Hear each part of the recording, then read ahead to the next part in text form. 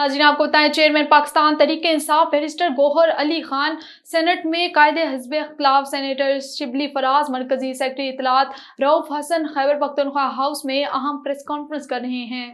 جس طریقے سے اس پورے ان کے کیس کو لیا جا رہا ہے، جس کی تفصیل ابھی آپ کو بتائیں گے، تو میں یہ سمجھتا ہوں کہ اس ملک میں اگر تو قانون اور آئین کی پاسداری نہیں ہوگی، نہ تو یہ ملک چل سکتا ہے، نہ اس کے ملک کے عوام خوشحالی دیکھ سکتے ہیں۔ اور یہی ایک جو حکمران ٹولہ جو کہ ایک ایسی سفر پہ نکلا ہے، کیونکہ یہ سیاسی طور پہ پاکستان تحریک انصاف کا یہ عمران خان کا مقابلہ کر نہیں سکتے ہیں، اس لیے یہ ایسے اوچھے ہتھ گنڈوں پہ اتر آئے ہیں کہ جس کا کہ سیاسی تاریخ میں کوئی نظیر نہیں ملتی۔ 8 فروری کو جو ہوا وہ عوام نے دیکھ لیا، عوام نے اپنا فیصلہ دے دیا۔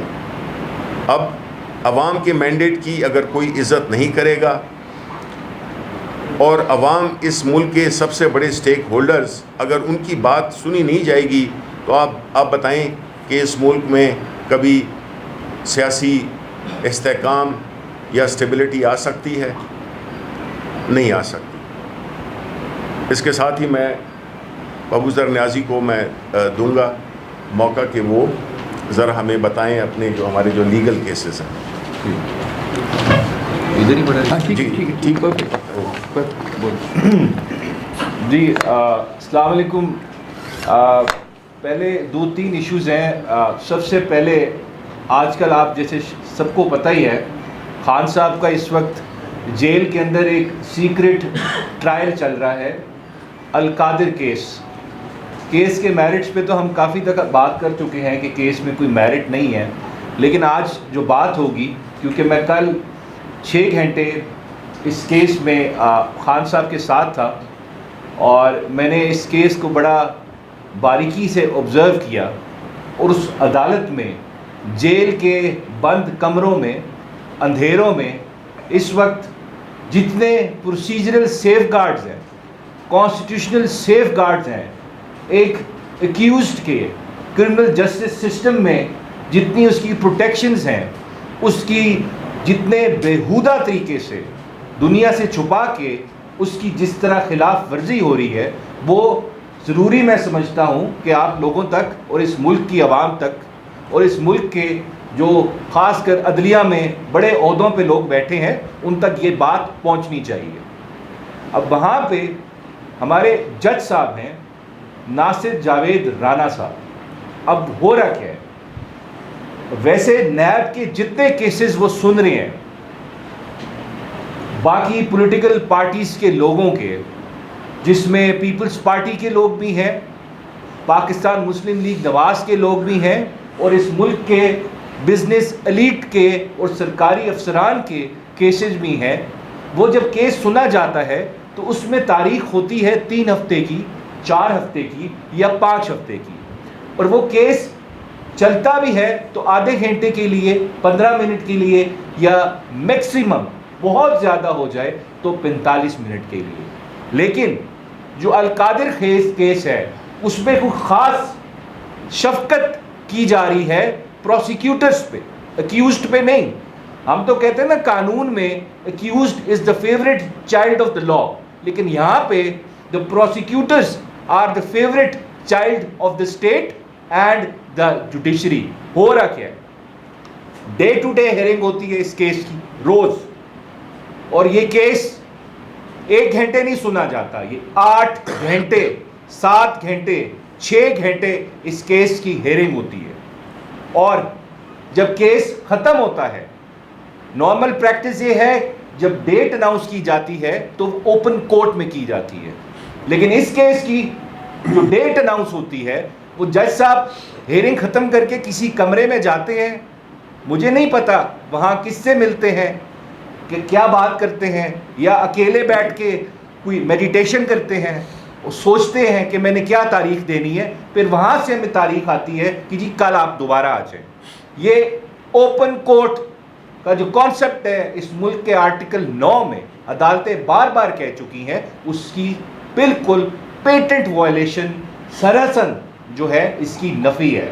اور ساتھ ساتھ جب ہم کوئی آرگومنٹ لیتے ہیں کورٹ کے اندر کہ جی اس کیس میں ہمارا یہ ڈیفینس ہے, تو جج صاحب کا آگے سے جواب کیا آ رہا ہے کہ جی آپ یہ بات اپیل سٹیج پہ کر لینا.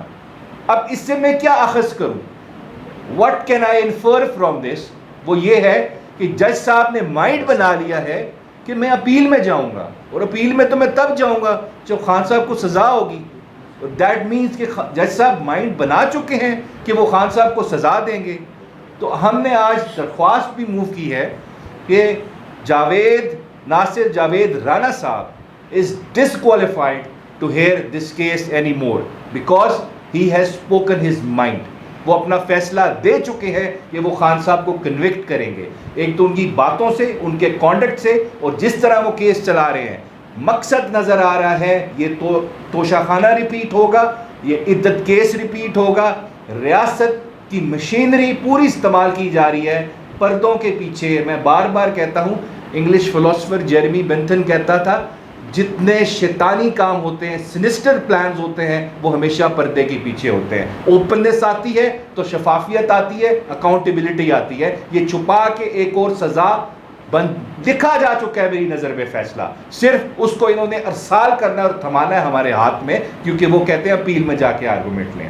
اور دوسری بات دیکھیں, یہ میں ایک ججمنٹ ابھی رضوان آپ کو اس کی کاپی دے دے گا, یہ آپ دیکھ لیں. 2015 PLD سپریم کورٹ 86. اب یہ ججمنٹ اس کیس سے بڑی ڈائریکٹلی لنکڈ ہے. یہ ججمنٹ ہے چارج شیٹ ناصر جاوید رانا صاحب, سول جج فرسٹ کلاس, 2005 میں سپریم کورٹ ججمنٹ دے رہی ہے یہ القادر کیس کے ہمارے جج صاحب کے خلاف, جب وہ سول جج فرسٹ کلاس تھے. اب سپریم کورٹ کیا کہتی ہے اس ججمنٹ میں؟ ناظم حسین صدیقی صاحب کی ججمنٹ ہے, کاپی لے لیں. اپنی طرف سے کچھ نہیں کہہ رہا, I am just stating what is written in this judgement. کیا کہتی ہے ججمنٹ؟ اس کیس میں ناصر جاوید رانا صاحب جب فرسٹ کلاس تھے میجسٹریٹ, انہوں نے ایک وکیل صاحب کا ریمانڈ دیا, فزیکل ریمانڈ پولیس کو, اور اس ریمانڈ میں وہ ان کی ایبسنس میں دیا. اب قانون کیا کہتا ہے کہ کسی بھی ایکیوزڈ کا ریمانڈ اگر آپ نے دینا ہے تو اس کی پریزنس میں دیں, کیونکہ اس کو موقع دینا ہے آپ نے, وہ اپنے آپ کو ڈیفینڈ کر سکے کہ نہ دے میرا ریمانڈ. ان کی ایبسنس میں ریمانڈ دیا گیا, اور کورٹ سٹاف نے جب سپریم کورٹ میں کیس آیا, انٹرسٹنگ بات ہے, ڈاکومنٹس کو فیبریکیٹ کیا شو کرانے کے لیے کہ ایکیوز کو پیش کیا گیا تھا. تو سپریم کورٹ کیا ہولڈ کرتی ہے؟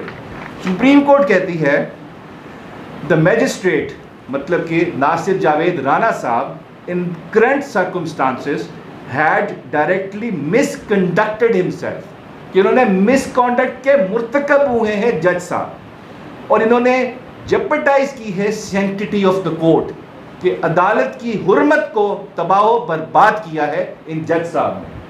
ساتھ ساتھ سپریم کورٹ, آخری لائن بہت امپورٹنٹ ہے, کہتی ہے دس جج has strong tendency of committing mischief, کہ ان کے اندر ٹینڈنسی ہے غلط کام کرنے کی, and he is absolutely unfit for judicial service, absolutely unfit for judicial service, کہ یہ جج جوڈیشل سروس کے قابل نہیں ہے, اس کو کہیں جج نہیں لگایا جائے.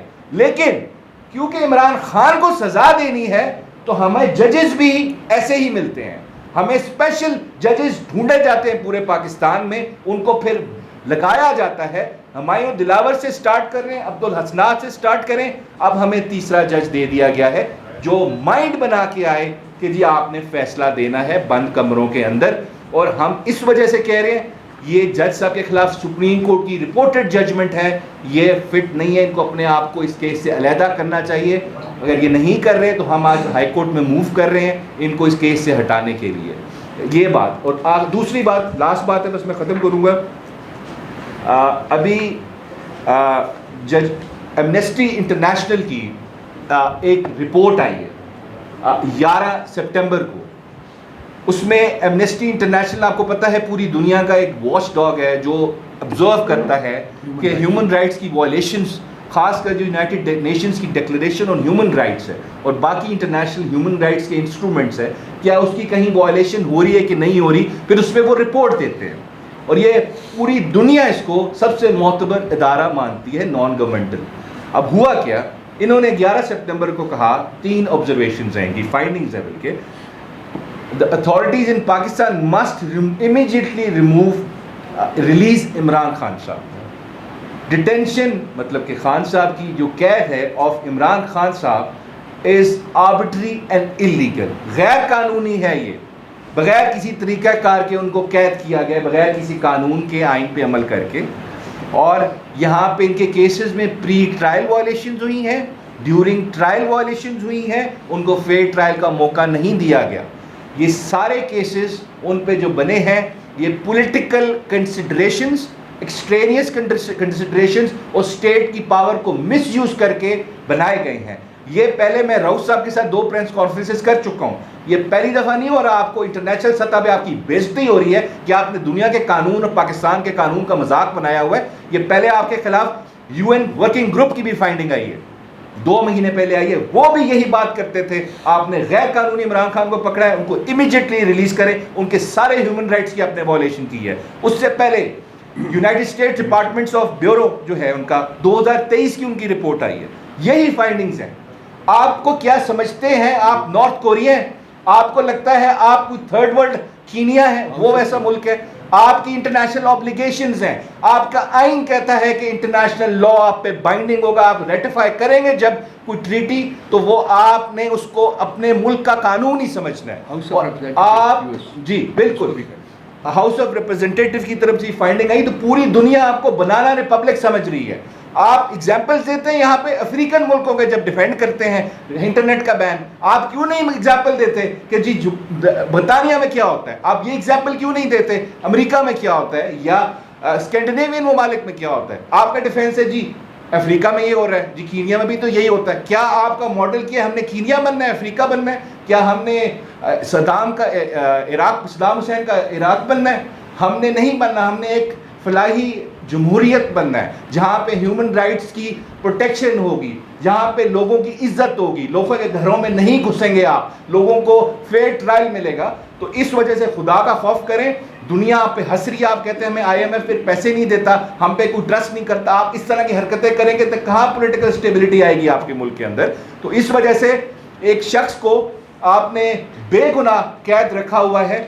آپ کا مقصد یہ ہے کہ آپ نے اسٹیٹ کی پوری پاور استعمال کرنی ہے ٹو انشور کہ وہ کنٹینیوسلی انکارسریٹڈ رہے, وہ جیل سے باہر نہ آئے, جس کی نہ آپ کو آئین کی پرواہ ہے, نہ آپ کو قانون کی پرواہ ہے, نہ آپ کو ہیومن رائٹس کی پرواہ ہے, نہ آپ کی انٹرنیشنل آبلیگیشنز کی پرواہ ہے. لیکن میں مانتا خان صاحب کو ان کی تعریف کرنا بنتی ہے کہ خان صاحب نے اف تک نہیں کیا, جیسے شبلی صاحب بتا رہے تھے کہ ان پہ آپ نے کیا ظلم ڈھائے, کس طرح ان کو رکھا اٹک جیل میں, پھر یہاں پہ رکھا, لیکن اس شخص نے شکایت تک نہیں کی, لیکن وہ حالات سے لڑتا رہا.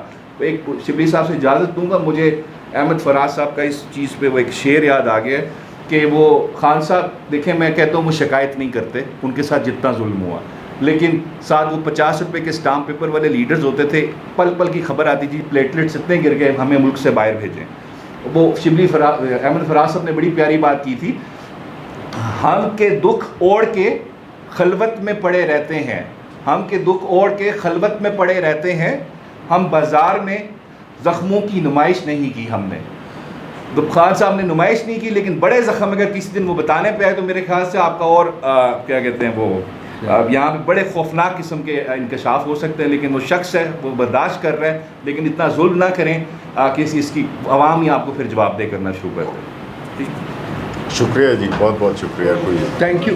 چیئرمین پاکستان تحریک انصاف بیرسٹر گوہر علی خان سینٹ میں قائد حزب اختلاف سینیٹر شبلی فراز, مرکزی سیکرٹری اطلاعات رؤف حسن خیبر پختونخوا ہاؤس میں اہم پریس کانفرنس کر رہے تھے.